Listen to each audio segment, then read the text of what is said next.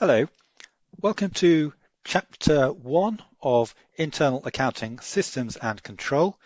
This chapter is called the Accounting Function, and in this recording I'm going to give you an overview of Chapter 1. So obviously, as the name suggests, the chapter is going to be looking at the accounting function, what the accounting function does, what its role and purpose is. And we start off in the first section just looking at the overall role. So what does the accounting function do? And essentially what it does is it provides information. So we'll be looking at that. Then we come to section 2, which is quite a long section, talking about the purpose of the accounting system and also the structure as well.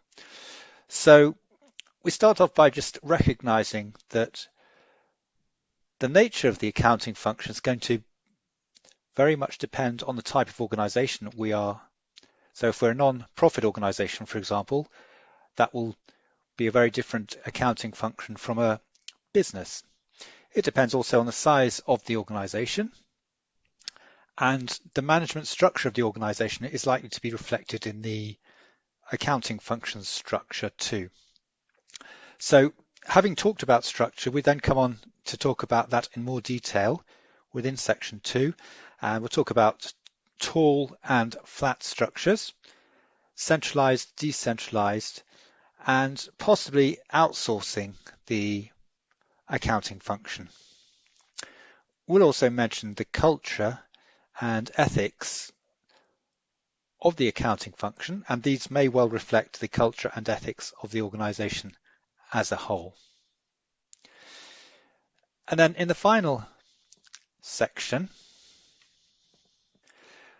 we then go on to look at the information that the accounting function provides in a bit more detail. So we need to focus on stakeholders. They're the people that are affected by what our organization does, and they will all want some financial information, and it's likely that that information will be provided by the accounting function. So what we're going to start off by doing is looking at the different information requirements that our stakeholders might want, and we're going to look at some reports which are commonly prepared, what's included in those reports. Recognizing too that information can either be designed for internal consumption, so management reports, for example, and that's provided to enable the managers of the organization to manage the organization better.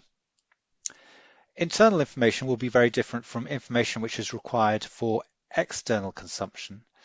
And the most common, or perhaps most important piece of external information which is provided are the statutory financial statements, sometimes just referred to as the company's accounts. And these are the published accounts which must be published in accordance with various laws. So in the UK, for example, companies have to comply with the Companies Act relating to their financial statements. We also got to prepare reports for other people. So tax regulations, for example, will require us to file tax returns. There might be other government legislation, depending on what sort of business or organization we are. Charities, for example, may be required to provide reports under the Charities Commission legislation. Mission statements will determine what the objective of the organization is, what they're trying to do, and based on that, that might lead us to have a different approach to corporate reporting. In particular, we might be providing corporate social reporting, and social reporting tries to look at a more holistic view of how the organization is performing, not just focusing on the traditional financial performance of the business, but also looking at areas such as pollution, its contribution to society as a whole, and so on. Sustainability is becoming more and more important within society, and as a result of this, many organizations publish sustainability reports. There might be ethical reports as well, And finally, there might be some other regulations that companies need to provide. So all of that will be looked at in that section of the report. And finally, at the end, we're going to look at management information systems.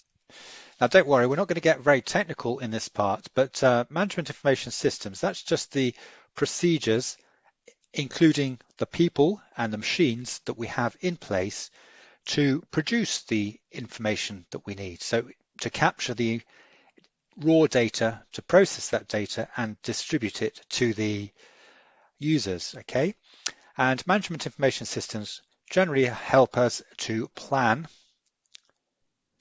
so to provide information to help the management make longer term decisions about the business, to control the business, so to make sure that we are on track to meet the objectives, to measure the performance, which is, again, that's part of control really, measuring how well the organization is doing against its objectives. So these two are very closely related. And then decision making.